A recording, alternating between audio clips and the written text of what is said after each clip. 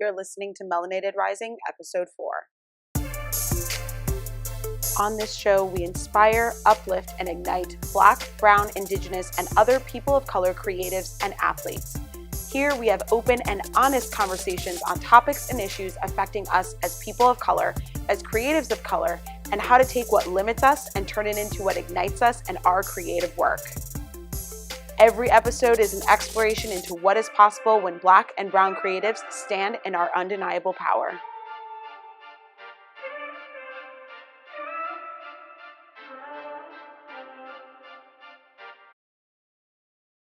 I'm your host, Kristen Iris. And I'm Monica Bright. Welcome to Melanated Rising. Hello, everybody. Thank you for joining us on the audio or video if you're watching. I have with me Monica, who we used to teach at a couple of studios together. So back in my yoga teaching days, which funny enough, I'm actually coming back to. But to let you know a little bit about Monica, her passion in life is to teach. With a dance background of more than 20 years and studying extensively in the area of body mechanics in movement and anatomy, Monica has a passion for the human body and understands the human form on a considerably deeper level. Monica is a registered E-RYT 500-hour Yoga Alliance certified teacher. Her love of yoga and movement and a desire for continued education led her to Kerala, India. I hope I said that right. Kerala. Yeah. Kerala. Okay, Kerala, India. My bad. Where she participated in advanced training in the Tantric lineage. As a lifelong student, she is committed to traveling across the country to train exclusively, with master teachers in the industries of yoga, biomechanics, functional movement, and physiotherapy. She continues to intensify her knowledge by visiting various movement studios and has acquired thousands of hours of continuing education, and is even now currently enrolled in another 300-hour training in biomechanics and movement science. This is a woman that just continues to learn. As Monica infuses her studies, she remains committed to leading teacher trainings, hosting yoga retreats in Mexico, and facilitating movement workshops, all with the objective of educating clients about their bodies. Welcome. How are you? I am great. I'm so glad to be here and finally get the chance to talk to you.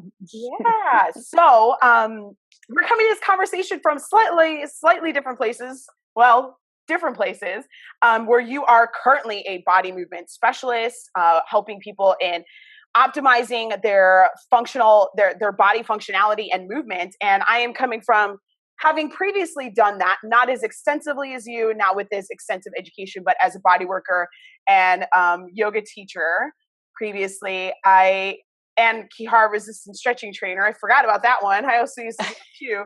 We're coming to this as people who have helped people feel better in their bodies and to understand their bodies better. So as this is a conversation for creatives and athletes, I want to first just kind of dive in about the creativity of exploring movement, and not just in the aspects of like dance, where we think of that as something creative, but in the aspect of understanding your body mechanics and body functionality and getting creative with that. Because your Instagram posts, like I'm constantly like, what's she doing now? What's the exercise? So like, tell me more about that. Like, how is that for you?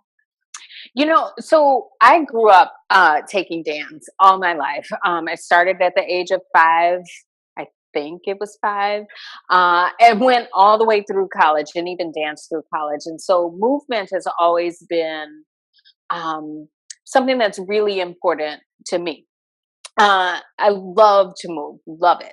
And when I graduated college, I went to graduate school and there was a yoga class offered there in the gym. And I was like, well, I like to move. I guess I'll try it, and then fell in love with yoga. Then that was over 25 years ago. But I've been practicing ever since. I kind of did a lot of like home practice, and then have recently started teaching group yoga classes. The way that I teach yoga now is much, much different than when I started off teaching yoga.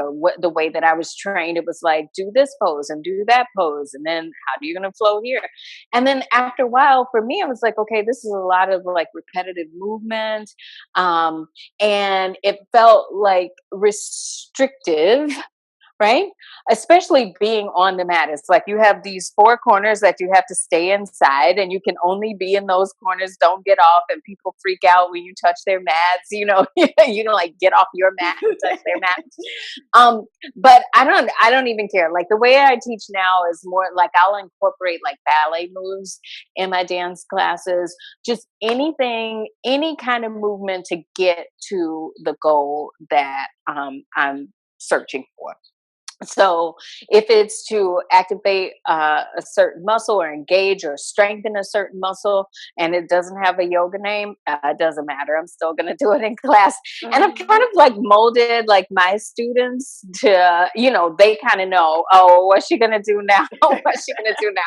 So, and I do post a lot of things on Instagram. Some of them are things that I have introduced in class. Some of the things are just, I was just playing around on my mat at home or at the studio and just like, this is fun. I'm going to try to do this. So very rarely will I teach something because it's just like, ooh, that's cool. That's creative. I'm just going to do that. Most of the time when I teach things, it has a specific purpose. Like I have a reason for teaching stuff. And so I think about like when I sequence classes is like, okay, what is the goal here? What are we working on? How am I going to get to that like end goal? And the end goal might be different for everyone in the room. But I just think of movement as, well, being a yoga teacher, I do have to teach some yoga shapes, right? So I teach some of that, but I just think like move, like we just got to move. And the more I can get people to move and start to embody their bodies, the better. The better. So, and some people, like I have a lot of students that follow me on Instagram. So some people, even like myself, I'm a visual learner. So you could say something like a million times and I'd be like, huh? But if you show it to me, I'm like, okay, that's what she wants me to do. Okay, I got it. So I have students that follow me on Instagram. They'll go on Instagram, they'll look and it's like, oh, okay, that's the move. I'm going to try it out here. And then they'll come to class and be like, I tried that thing and it was really hard. Yeah. So, but I love Instagram because I get to play, I mean, I get to like try things and do different things all the time. So. Now I can actually relate to that because when I first started teaching, it was like pose. This is the pose. This is how the pose is supposed to be. And there was like a little bit of leeway because I come from a forest yoga tradition, and so already there's things that they do differently. Like they don't look over the arm. They don't look like upwards. It's all about like relaxing the neck or making your neck, putting in a position that is comfortable for you, and that's different than a lot of like traditional styles of yoga. But so I had like a little bit of leeway, but I was very like, what's the proper way to do it? Right. How can you have to put your fingers forward and like right. And then as I started teaching more and incorporating more yoga tune-up and more even like therapy ball, incorporating just different things, key harvests and stretching into what I was teaching on the mat, I was like, ooh, let's play. So like there were classes where sometimes I'd go through the class and be like, we did like 30 flowing into warrior two. And I don't think I said warrior two once because I was describing the movement differently. Yeah. Or we were getting into it differently. Or it was like a variation on it. And so that it was hard for me to break out of that. Like, I feel like I had trouble in the beginning of like, I was still very rigid and like, but I want it to be right. And then it was hard for me to break out of that. And then I was like, well, let me explore, like, what's your body actually doing? What's your body doing in this shape or in this movement? And what do we have to do before that to actually support it to getting there? To either engage the muscles that need to be engaged, that need to be turned on, to open the areas that need to be open, and to make sure that people aren't trying to crank themselves into a shape or crank themselves into something that they're not actually ready for. Yeah, yeah, it's so true, and I think that this is an excellent point that you bring up. Is, when we go through initial teacher training and we go through posture clinic, it's like, this is what warrior two is supposed to look like, right? And so the knee is here, and the ankle is there, and the toes are pointing there, and your spine is doing this, and your shoulders and your fingers and your gaze and all of that, and it's like, but if it hurts for me to turn my neck, Yeah, exactly. If like, that hurts, exactly. So, but that is not really, I don't think that that's really discussed a lot in 200-hour teacher trainings. It is, I think it's stressed that poses should look this way. And to some degree, that's good information, right? For teachers to know. But then, and it's so interesting because I'm part of a 200-hour teacher training this summer. And I'm like, oh God, what am I going to say?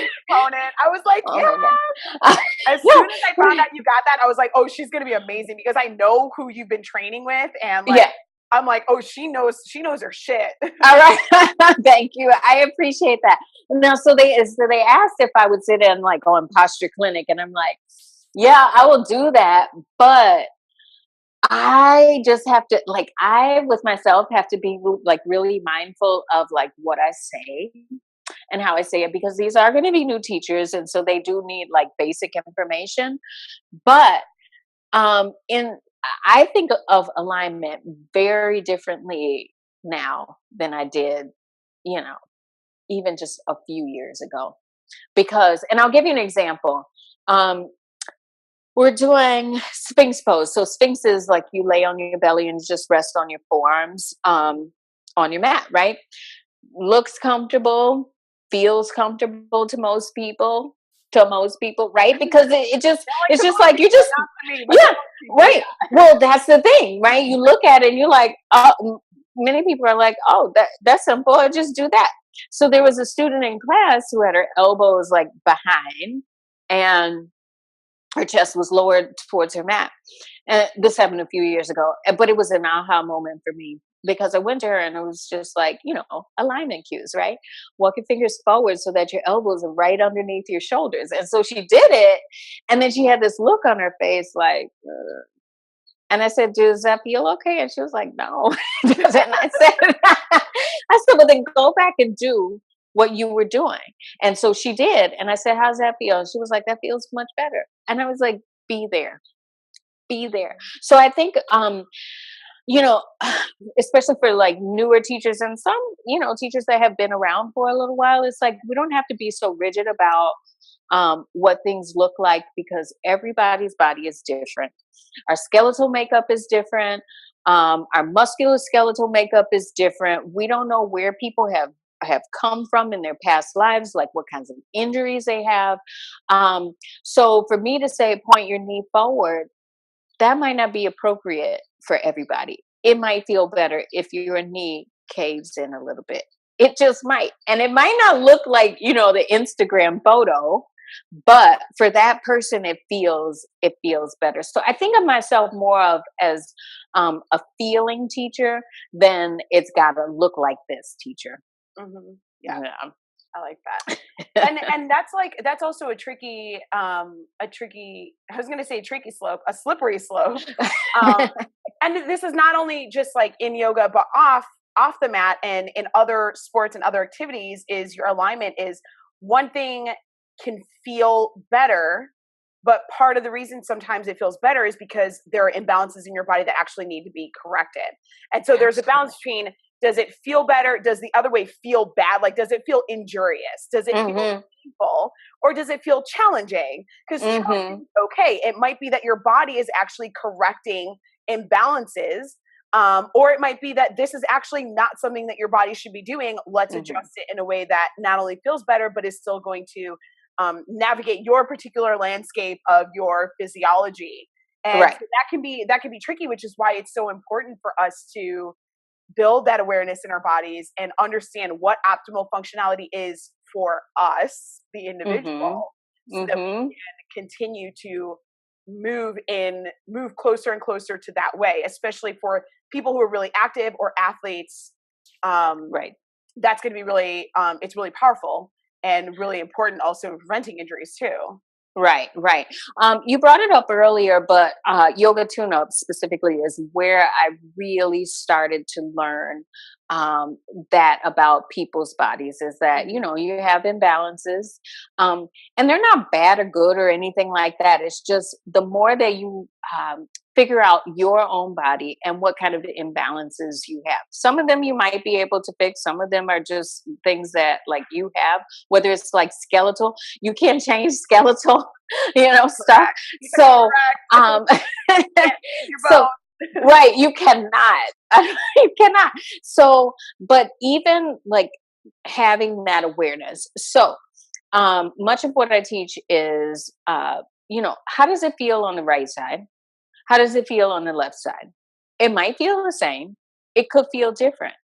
If it feels different, let's talk about why it feels different.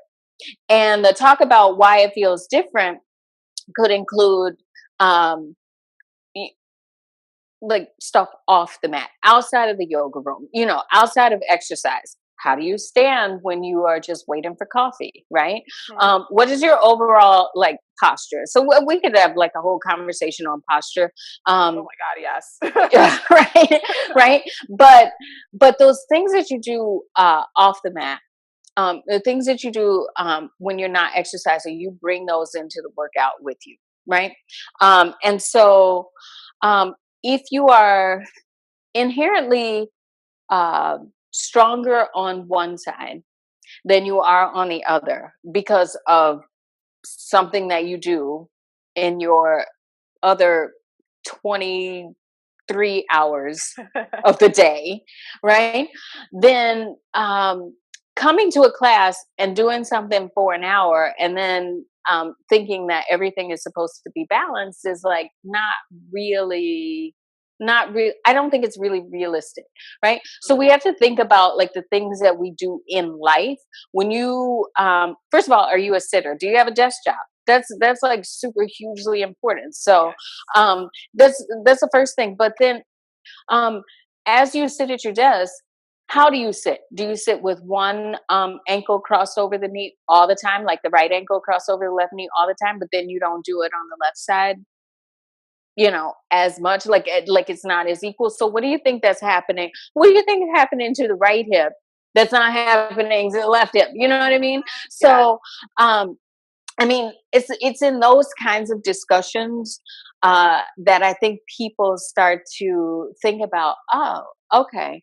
I'm teaching a class this week where we spend a lot of time on scapular movement. So shoulder blades, just moving the shoulder blades. And there was a woman in class last night. She's like, I don't even know where my shoulder blades are. Like, I can't feel it. Am I doing it? I don't know. You know, and so she was not isolating the movement, partially because she hadn't mapped that part of her body. She couldn't know. I mean, these are bones on the back of your body. So yeah, we don't think about them that much, you know, but once she got a feel for where they were and to learn to just move those and nothing else. I mean, I tell you, at first she was just moving everything. She's like, yes, I'm moving my scapula, you know, and I'm like, whoa. You're moving everything.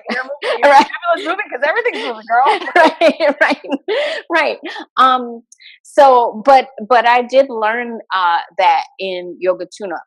In yoga tune-up, when I did the level 1 training, that's where I learned where my scapula was. I didn't really know where it was before then. I mean, I sort of had like a general idea, but then when we had to like place a ball underneath it, I was all off in the rhomboids, you know, in the middle of my back. I was not on my scapula. Yeah, so I had kind of a similar experience. I was like, is that my scapula? I'm like, that is totally the inside of my scapula. Exactly. But, and I'm sure you see this too when people find parts of their body that they haven't found before. You can see it on their face. They're like, oh, okay. All right. And then with that information, then they can begin to move differently. So, yeah. And this is, let's talk about this, that body awareness of like not knowing where your body is or what your body is doing. Now, when I would do, Kihara resistant stretching with people, it's assisted stretching. So I'm moving their body, but I would tell them, you know, like if they're on the table and I would bring their arm out to the side, like, okay, reach your arm up to the ceiling. Yeah. And your arm's going like a whole other direction. I'm like, okay, reach your arm out to the ceiling. They're like, I am. And I'm like, okay, take a look at your arm. And they're like, whoa, what's it doing? No idea. Like people, we spend so much time up here in our heads that people get like super disconnected from their bodies. So like they don't know where their elbow is or what their elbow is doing in space, you know? So, and for athletes tend to have a better awareness, but if you're coming into athletics or physical movement, understand that body awareness is something that you have to build. So looking in a mirror, I find is helpful. Like even now, there's certain exercises that I'm doing because I'm having issues with my shoulders, coming off of injuries myself. And so when I'm doing like a certain kettlebell exercise, and I look in the mirror every time, because when I look in the mirror, I notice my elbow kind of wobbles out a little bit when it's drawing back, and I'm like, no, bring it in. So I have to watch myself to know that I'm doing the movement, because even I am still refining that movement because there's imbalances in my rotator cuff muscles. And so that learning, that awareness, that proprioceptive awareness of like, what is your body doing in space without you looking at it, really helps you to feel. Like I can feel sometimes. I had gone into physical therapy, and this was a couple months ago because I haven't been in a while.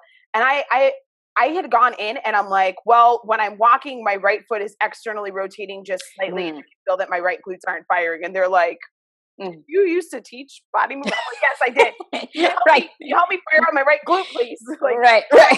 And it's like, if you were looking at me, if you don't know, you're not going to notice it. It wasn't like really obvious, but it was something that I could actually feel in my body. Like, this is off. I'm like, my gait is off. I'm not stepping the same way. Yes. Most people have no idea.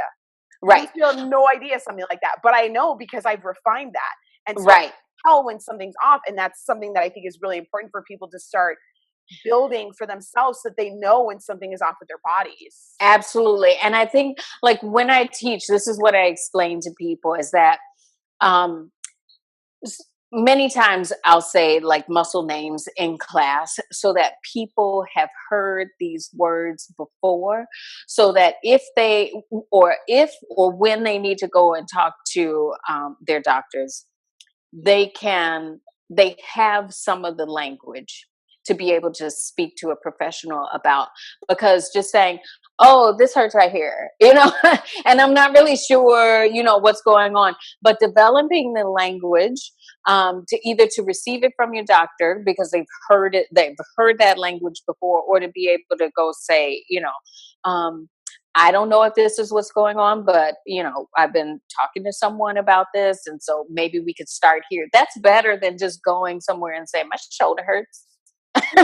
You know, like, I mean, there's a lot in your shoulder, like, right? The field, right? But I think it's empowering for people too to be able to say, you know what? I notice, because I've been spending time paying attention to my body. I notice that when I walk, my foot turns out a little bit. And so I don't really necessarily know what that means. Like they may not have as much information as you have with your example. But I was like, you know, I've talked to people and I know that I have this slight difference on one side of my body than I do on the other. And I don't know if that's causing like issues wherever, but I do know that. You know, the other thing too, earlier you spoke about like you with kettlebells and you had like a previous rotator cuff injury. So, you know, injuries are like so important because when we think about injuries, we think protection, right? I've got to protect myself because I don't want to re-injure myself like in that same spot. And so then we start to compensate in other areas of the body. Yeah.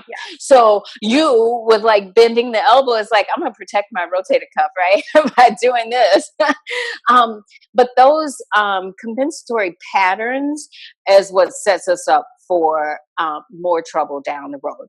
I usually will not teach with a with a mirror. Some of the studios I teach at don't even have mirrors, which is great.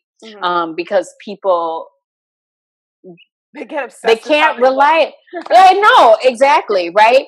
How they look. They're like, is my foot in the right place? Like, feel it. Just feel it. Feel it. And when you just feel it, like, you don't have to worry about, are my legs all the way straight? Your legs don't all the way have to be straight, but you can just be like with a slight micro bend in your knees and just be like right where you are. That's fine. It doesn't have to look like a certain thing. But I will sometimes assign homework and be like, go home, look in the mirror, now do this. Yeah. And then just get that feedback, because I think that there is value in seeing your body in a mirror. There is some value, but we shouldn't obsess about it. No. And I don't use it, like, I don't use the mirror a lot, but with certain exercises where like my shoulder, I know there are imbalances. I know certain muscles aren't turning on. So I'm checking. Right. It's like, if you have that awareness, then you can check it by knowing the movement and the way your arm or your leg or something, by knowing for yourself how it should move when those muscles are turned on, you can see like, oh no, I'm compensating now. They're like, okay, let me really concentrate. Like, let me really feel for firing up these muscles. So that's what I was doing with that kettlebell exercise. But you don't want to rely on the mirror, but when you have an awareness, sometimes knowing what the movement looks like when your muscles are firing properly, and just using it to check yourself can be really helpful. Especially like this injury is something I've had for almost a year and a half. Okay. And only this, like, I was doing different things. I was doing different things on my own. And then this year when I came back, like, I mean, there were times like I couldn't even lift my right arm. I'm like, this is ridiculous. And so when I went to physical therapy, I had an MRI. They told me it was an inflamed deltoid tendon, which apparently is not something that people really even get. It's like, okay. And then I went to physical therapy. They're like, it's like, that's where the pain is. But I'm like, I didn't just randomly inflame my tendon. He was like, did you fall? I'm like, no, I didn't fall. He's like, were you in a car accident? I'm like, I was in a car accident years ago and it's been fine up until, however many months at the time. And it was like, well, this is strange. Usually it's from a fall. So it's not like my deltoid tendon. It was other things around it that were imbalanced that led to that being the problem. And so that's what a lot of times happens with injuries is like, we get really focused on that one spot or this pain here. And sometimes like I've had joint pain where like I popped my elbow, in jiu-jitsu, like my joint popped and I was like, oh my God, what just happened? And it's like, yes, obviously the injury just happened in my elbow. I heard it pop and I felt it pop. But sometimes it's like I've had times where like I woke up, like my shoulder, I was like, I woke up and my shoulder hurt and it's been hurting for a year and a half. It's like I woke up, I didn't do anything. It hurt because of all these imbalances. And finally my body was like, well, this is it.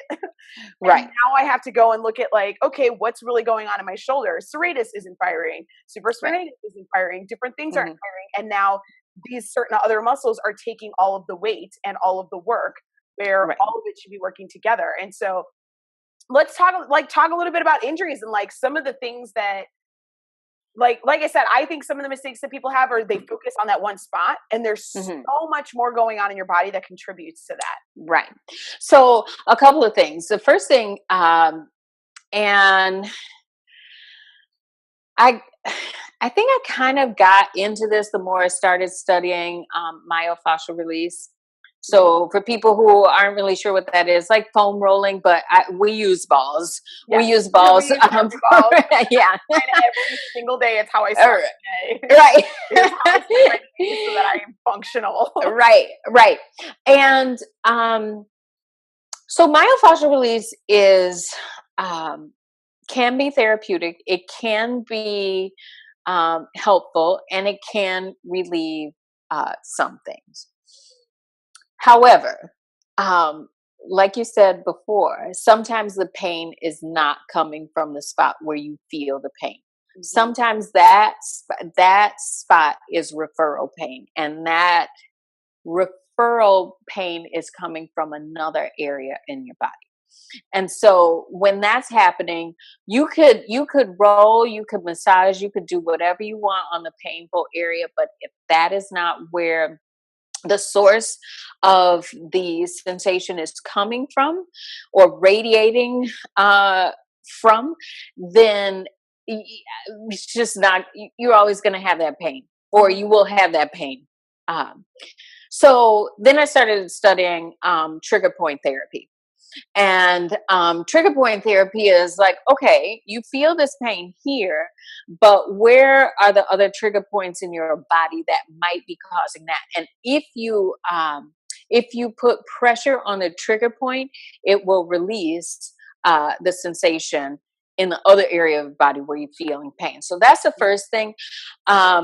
That usually I will talk to. So I was just talking to a student about this because she's had pain in her upper back, and I believe it was in her rhomboids. And she's like, I keep rolling it. I keep rolling it. It's stuff that you can tell me to do. And I was like, well, here are some exercises that you can do. You can try these. Try it for like a week or so. See how you feel. If you get any better, if you don't, let's talk about it again. If you don't feel any better from myofascial release, from rolling right on the point, then it's probably not coming from that area of your body. So then let's talk about trigger points. And so she hasn't gotten back to me yet. This is like an ongoing discussion that we're having.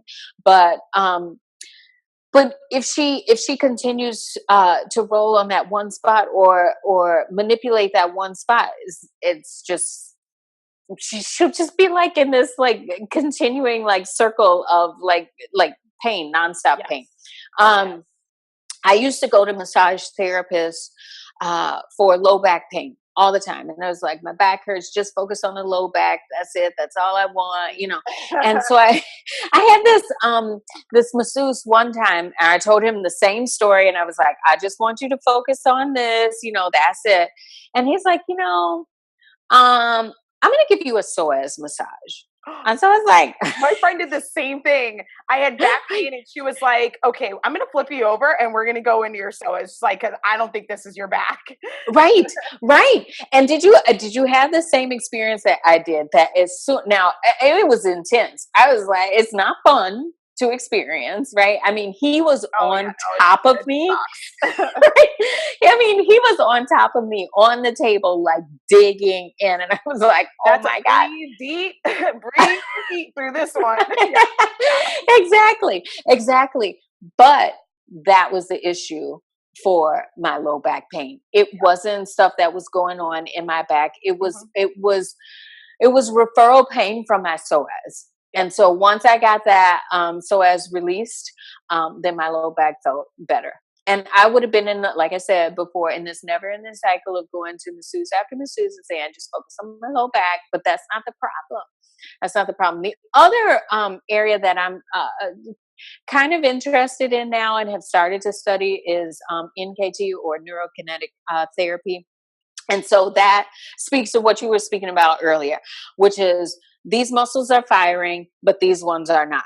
Or these are over engaged and these ones are not. And so what are we going to do? We're going to release those ones that are firing too much. And then we're going to work to strengthen the ones that are not firing at all. Right. I was also introduced to NKT through Yoga Tune-Up. They have introduced me to so many people, like valuable people, and that's why I love Yoga Tune-Up so much, because it's just like it's not a secret. These are the people we study with. Go out there, find what you love and follow it.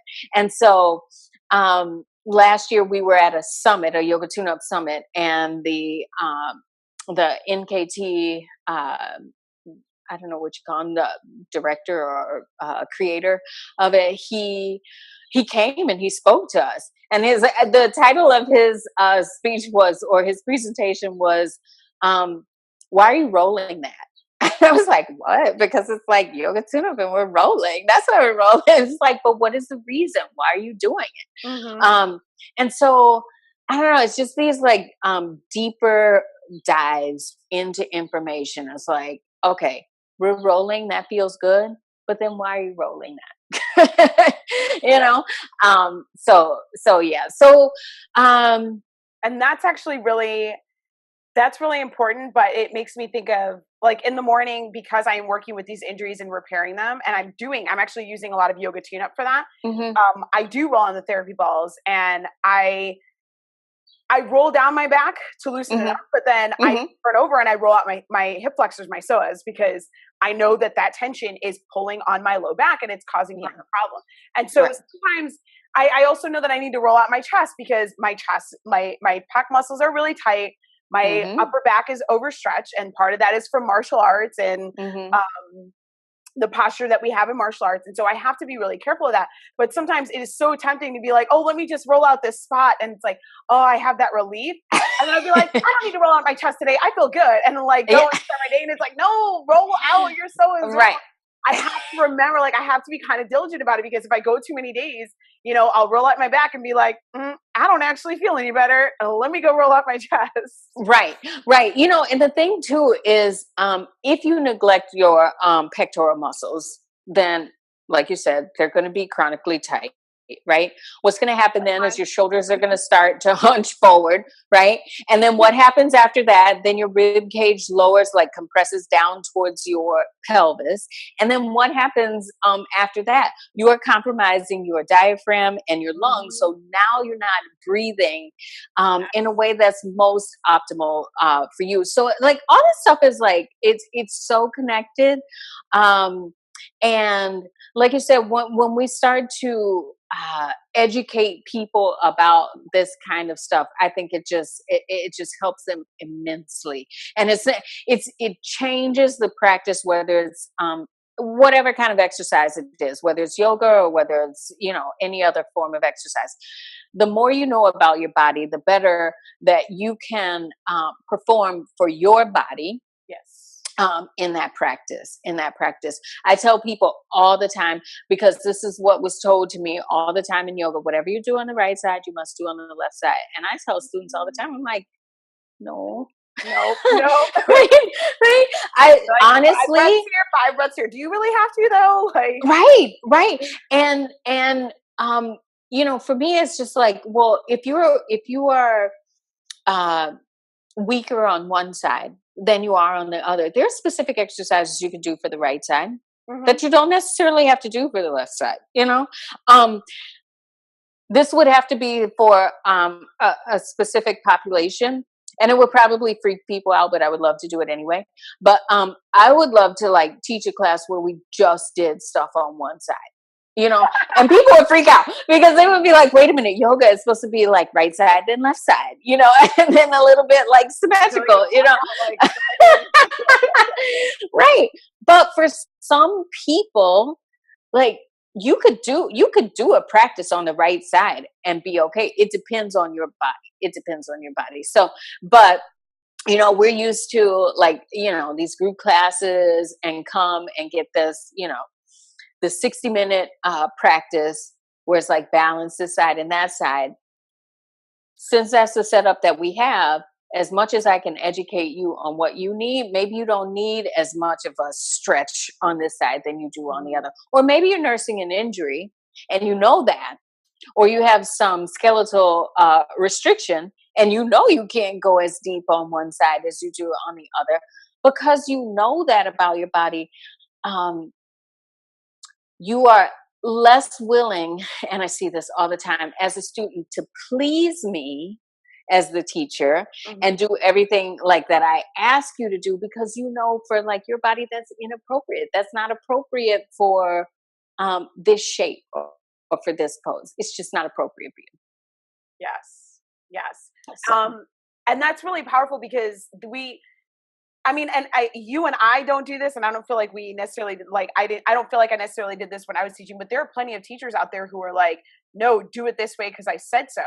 And they're in the position of the authority. They're the teacher. So you want to listen to them. But when you know your body, you can say, no, that doesn't feel good, or I have to do it this way because I'm modifying for X, Y, Z. And that's not just on the mat. It's the same thing, even like in physical therapy. It can be in another sport. It can be in martial arts. Or it's like, okay, well, on this side I can kick this way. I'm like, on this side I need to modify it. Like I can't kick that high, or I have to bend this leg a certain way or something like that. because you have to compensate for whatever's going on that side of your body, of all the mechanics, because they cross. Yes. It's like this leg is doing this leg is doing this, and I need to make sure that I'm taking care of what each side of my body is doing in this shape or in this movement. And when you know what's going on with your body, when you know what's really going on with your injuries or with your imbalances, you can take that stand for yourself and not fall into, well, this person's supposed to be the expert, so I'll defer to them. It's like they're not an expert in your body. I know, right? For some reason, that expert in your body was like, all right, you guys have been working together for a long time, but like they're not an expert in your body. You need to become an expert in your own body, especially if you're an elite athlete or you are pursuing something and you're hardcore about that.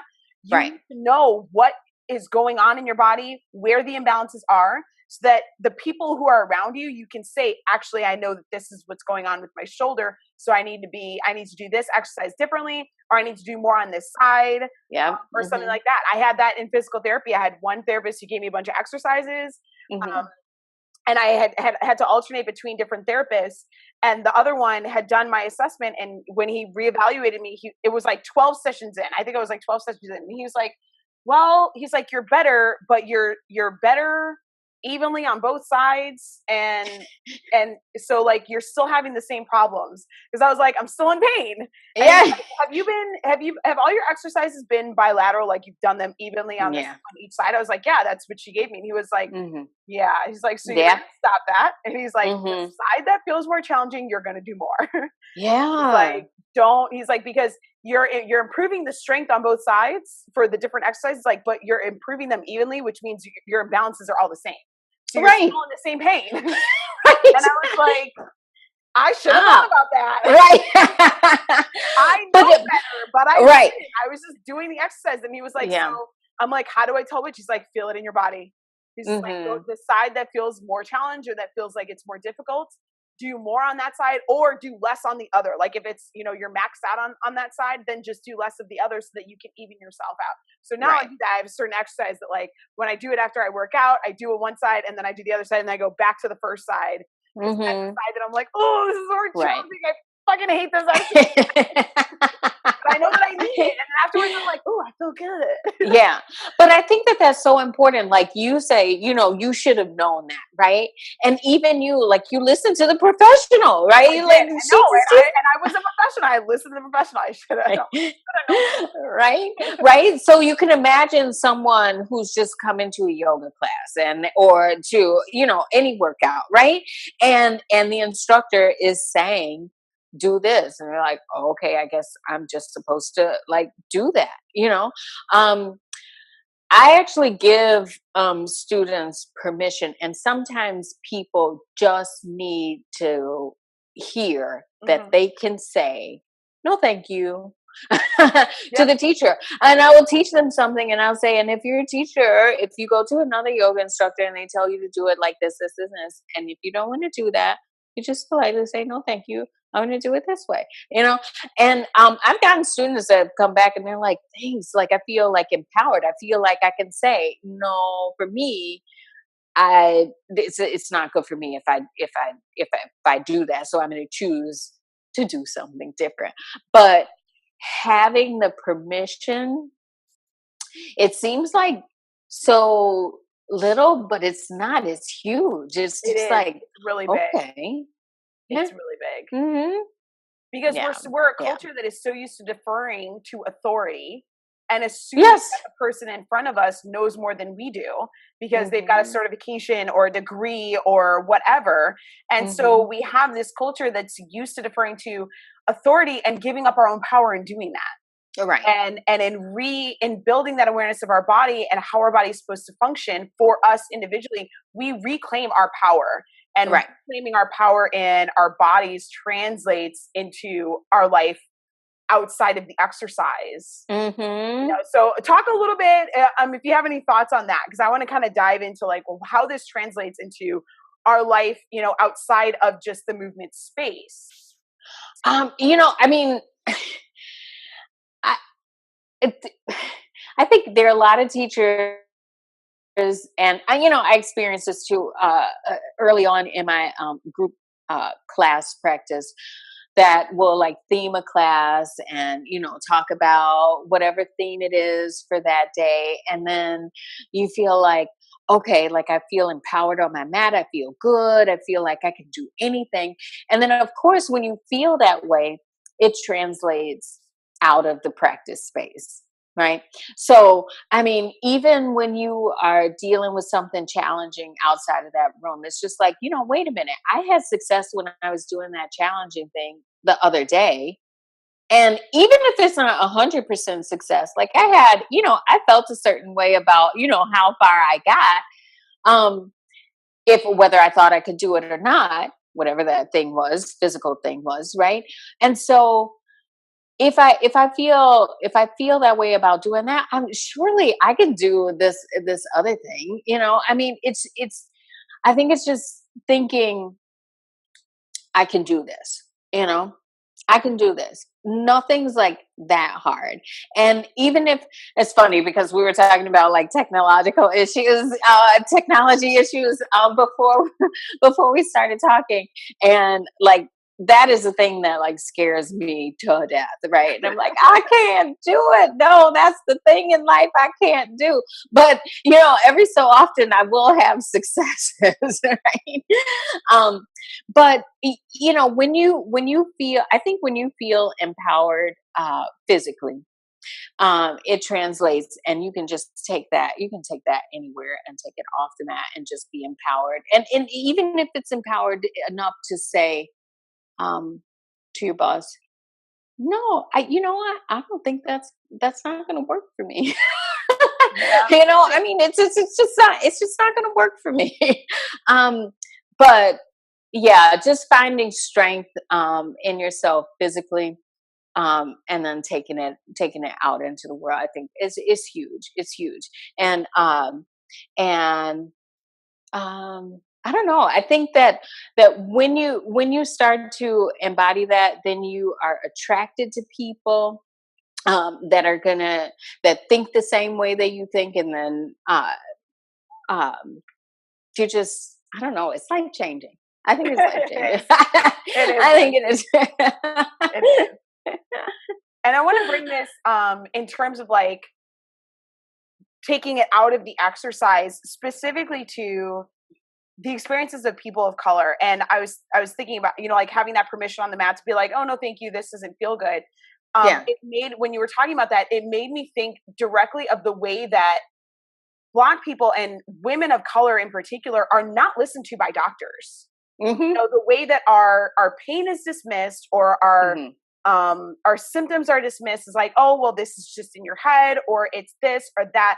And it is like women are dying. Okay. Women are dying because they're not being listened to. And that is completely on the doctor and is completely on the medical industry and the way that the medical industry is actually systemically oppressing people of color. But right. When you have that permission on the mat, like even, or in your exercise, or that permission in your body to say, no, this isn't right, or this is working for me, that can be really powerful when it comes to talking to your doctors, to have that voice and say, I know you're the doctor, but something's not right. Right. Something here isn't working for me. Right. Right. And so I think a couple of things about that. First of all, when I was a child, my mom, I could prick my finger and she'd be like, we're going to the doctor. I'm like, Mom, really? Like, I don't, it's cool. I don't need to go to the doctor. But she was really big on seeing doctors, but she was also very big on developing your language to explain the kind of pain that you have. Right. Okay. And so she'd say, well, what does it feel like? And I'm like, it hurts. And she's like, but how does it hurt? And I'm like, I don't know. It just hurts. And she's like, well, is it sharp? Is it shooting? Does it feel like nervy, like energy, like that kind of pain? Or is it dull? Does it come? Does it go? Does it stay? Is it constant? And I'm like, oh, I didn't think about that. It just hurts, So she did a lot for me, even when I was young, to help me start to develop the language to explain. This is what I feel. This right here is exactly what I feel. Okay. If I go in and say the pain is constant, it never goes away, that's different. That's a lot different than it comes, when I eat, but then it goes away Mm-hmm. once I've digested my food, right? And so when you have the language to talk to people about what's going on with you, number one, you just negate like some things that could be going on with you, right? Yeah. So, and then the conversation can start to flow a little bit better, because then the doctor's like, okay, well, we can get rid of this, this, and this. It's funny. It's not funny, but I had my appendix removed years ago. And so, anytime I have to go to the doctor, if I have stomach pain, I'm like, it's not my appendix. I had my appendix removed. Like, you don't even have to check for that, right? And I've had doctors too, like, well, I'm just gonna check. Like, I know the check to see if your appendix is about to rupture, because I've had that check, right? And so they're performing that on me, and I'm like, I just said to you, I don't have my appendix anymore. Like, we don't even need to do that, so like, listen to me, because I'm explaining to you, like I know my history. I'm explaining to you, we cannot talk about appendix anymore, because that's not the issue. But so being able to explain your symptoms very clearly, and then also being able to talk to medical professionals in their language.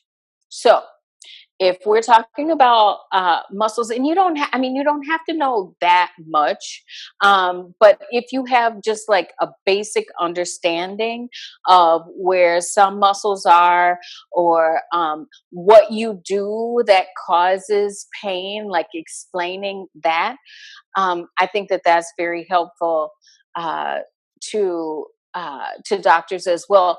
And if you don't, then maybe you know a friend or a family member who is in the medical field, who might be able to come to the doctor's appointment with you.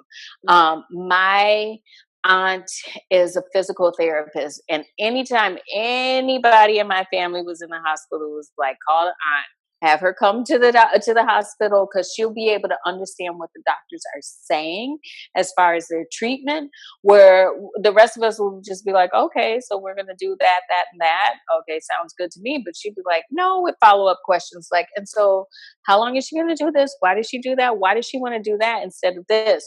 Questions that I don't know to ask, but there's somebody that's close to me that knows to ask those questions. So, whether you as an individual start to get more clear on your own body, or and your own language about what's going on with you, or whether you have somebody come in with you and talk to people about treatment. Mm-hmm. I think those are helpful little bits of advice, when you go talk to professionals. And they're helpful for anybody. And I think especially for people of color who do get so often dismissed, that having that power of the language and the understanding of your own body helps you take a bigger stand for yourself. And then also kind of in that same vein, in terms of like the medical vein, with where typically our communities have less access to healthcare and less access to good healthcare as well, and less access to the education about our bodies and how things are supposed to work. Having that knowledge, like for me, I mentioned this before we got on, is for 5 years I didn't have any health insurance, but I was still training martial arts like hardcore. I was testing for black belts. I was fighting. I was competing in jiu-jitsu, and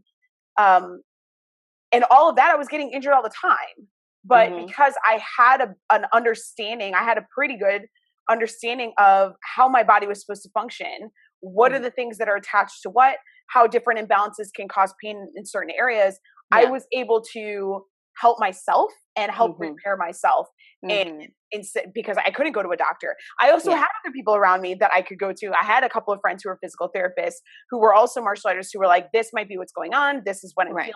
And so I did have luck that way, but not having insurance, not having like the financial stability to have insurance or have that healthcare, before Obamacare, able to Right. have that knowledge for myself, I was at least able to get myself part of the way, or in some cases, like I actually was fine after, and some injuries still like, what the hell is going on?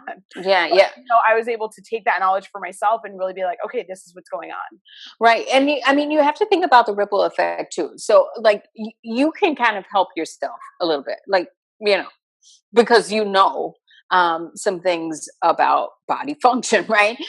But for someone who doesn't, the natural instinct is going to be like, let me stop working out. Let me stop exercising, because now this thing that hurt me in the yes, first place. yeah, because I don't know how to repair myself, or I don't know what exercises to do so that I feel good while I still work out, right?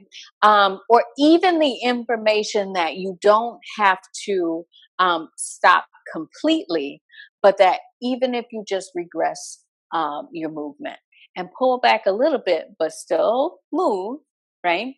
But the tendency is to, if I hurt, I'm going to stop that. Yeah, I'm going to not do that thing that I was doing when I got hurt. Yeah, yeah.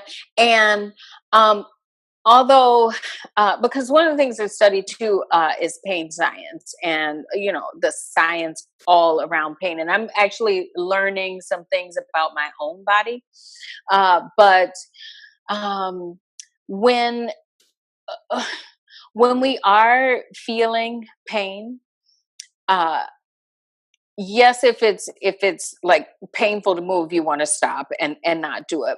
But the best thing that you can do is then start to move again. And the moving again is not in the same way that you were moving, right? But in different ways. So pulling back a lot, number one. Number two, increasing load. So starting to strengthen around the area where you injured yourself, strengthening. And so that is like really like biomechanics. And biomechanics, increasing load to help you repair your body and repair your body from injuries. And people will come and say to me all the time, like, I feel so tight here, I just want to stretch it out and stretch. And I'm like, let's strengthen. Right, let's strengthen, because stretching, and it sounds so crazy, and I know, like I say this all the time, it's like, I know I'm a yoga teacher and I'm supposed to like stretch you out, but I'm going to strengthen you. Right. That, because you stretch and stretch and stretch, and we tend to stretch in the same directions, or we tend to move in the same directions, like you said in the beginning, repetitive movements in yoga, and it's in other activities and other sports too. So like, you're stretching. Now you've got like hips that go like this and don't know how to contract. Exactly. And so like some of the more common like yoga injuries are like hamstring tears, because we're forward folding all the time, but then we're not doing anything to balance that stretch of the fascia around the hamstrings. So we're not strengthening that. We're just stretching. And so that's why it's so prevalent in the yoga community to have that kind of stuff going on with the hamstrings. So there are a couple of poses that I don't teach like anymore. So like a seated forward fold, I stopped teaching that years ago, because we do enough forward folding in yoga that we don't have to come back down to a seat and fold some more, and have replaced that with hamstring strength work. So students that come to my class, like they know she's gonna balance it out. We'll get stretched, but we're also gonna strengthen too. So and I'll explain to them, like, it would be irresponsible of me to just stretch you out for 60 minutes. I'm not gonna do it. I'm not gonna do it. So yeah, and that's true. It is irresponsible, because we know how the body works, and the body is not just stretching. The body, it opens, the body contracts, and you have to have a balance between the two. And the two are actually directly related to each other in terms of the functionality of your body. And so you have to have that balance. It's the same thing with people who strength train, and they strength train, and they lift weights and then don't ever stretch anything. Right. Like, oh my God. Yeah. open something up. Right. You're going to hurt yourself. Right. Tighter. Yeah. And then you do something one day and it's going to go poof, and it's going to pop. And it's just going to rip apart. Yeah. Yeah. I think that, what was I going to say? You said something that triggered something in my head and I forgot what it was. um, but yeah, there's gotta be a balance in there. And I'm gonna teach the balance of, oh, I know what I was gonna talk about. Being able to control yourself at different ranges of motion. Like you have to be able to control your joints. Yes. So that Not when you just like find sit in yourself, and be like, yeah, open. Like exactly. when Right. you come back out of that position, because if Right. you're overdoing it. Right. Right. If you can't control yourself in the shape, what are you doing it for? You know? I mean, I don't know anybody who just sits in pigeon, all day long. Like for what? But um can you control your hips in pigeon? Can you control your spine? Can you stay upright and not use your hands? So that Yeah, kind that's of gonna get the muscles engaged. You're like, wait a minute. yeah, right. And people will feel it. You will feel it too. It's like, whoa, that's a lot harder when I don't use an outside force to keep me in this shape. But I actually have to work for it. Yes, my body Yeah. actually has to like work together to make this happen. Right. Right. Yeah. And I think that's what makes it so fun when it comes to playing with movement, whether it's in yoga or in other things, is like, what's a different way that I can do this? What's a different way that I Mm-hmm. can get into this? And exploring that, because what it does is it opens up the neurological pathways in your body, Mm-hmm. and it it actually like exercises different areas of your body and different muscles, like fine tune little muscles that are like, wait a minute, I'm not used to doing this. And that Right. actually all that's going to do is help your body to function more at its optimal level. Right. And it's going to Right. fine tune your awareness of what your body is doing, so that Mm-hmm. if you are an athlete or you're doing something, you have even more control, Troll. Yeah. and more awareness of, okay, this is as far as I should go. This is how this movement works. Here's how I can just shift it a little bit to get more power or more speed or more whatever. Mm-hmm. I had martial arts in my brain when I was saying that, but it works for whatever it is that you're doing. But Well, like the control and more of that like fine-tuned control in what you're doing, so that you can actually improve your performance in whatever it is that you are performing. right.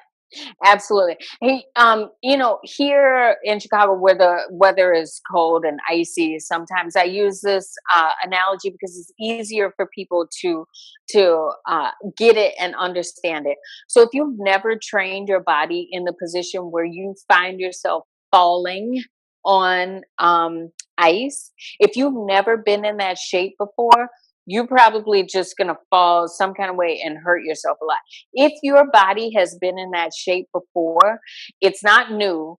And I don't think like you freak out as much and you're just like, I've been here before. I can control like this fall down and fall in a safer way than if I have no control whatsoever. And I'm just like, I'm going to hit the ground. Mm-hmm. So, and usually when I explain it to people like that, they're like, "Oh, that makes sense. Okay, all right." You're like, yeah, the more Yeah. different kind of movements and shapes that you put your body in, not force them in, understand, I'm No, not right. break yourself in, but exploring the different movements of your body and the different ways that your body can move, you build that intelligence of Right. what you're physically capable of, where you can physically take it to the next level, and maybe where Hmm. physically you got to bring it back a little bit. Yeah. Right. Right. It's true. And It's all of true. that's just going to like improve your performance. Hmm. All right. So Yeah. thank you so much for joining me for this conversation. You Where are can so welcome. I find you? Online Um, or in person? Um, so I do have a website. It's enhanced-body.com. A lot of my information is on there. There's information about me and where I teach, what I'm up to these days. So I've got like workshops and retreats. Next year, so the last 3 years I've been going to Mexico to retreat, but this January 2019 I'm going to Panama. And so I'm really excited about that. Yeah. So that's my website. On Instagram is usually the best place because I love hanging out there. And so that my handle on Instagram is Enhanced Body. Monica Bright. You could find me as the picture of me and not my cat or dog. Yes, it's actually you. Right, right. And even on my Instagram, so like you mentioned before, like I post a lot of like short, like 1 minute videos, exercises that you can do. I've also post like little things you should be thinking about. So sometimes I put, like today, I put some words up about yoga teachers and how we feel during life. It's not all like bliss, but in my link in my bio, I have several links to different things that I'm up to. So there's always ways. I love to stay in touch with people. So yeah, that's All the right. best. Yeah. The links will be in the show notes for those of you who are listening or watching. So you can go check her out there. And thank you so much for being on in this conversation. I think this is a powerful topic for everyone, whether you're an athlete or aren't an athlete. Right, right. I loved it. Thank you so much for having me. Thank you for listening into this conversation with Monica. As a lifelong athlete and former body worker, I could tell you how important it is for us to build that awareness of our bodies so that we can advocate for ourselves and so that we can just live better in our bodies and in our lives. And especially if you're an athlete, it will improve your performance. Now, before you go ahead and get your free workbook and video guide, Create Your Future Vision, at kristeniris.com/vision.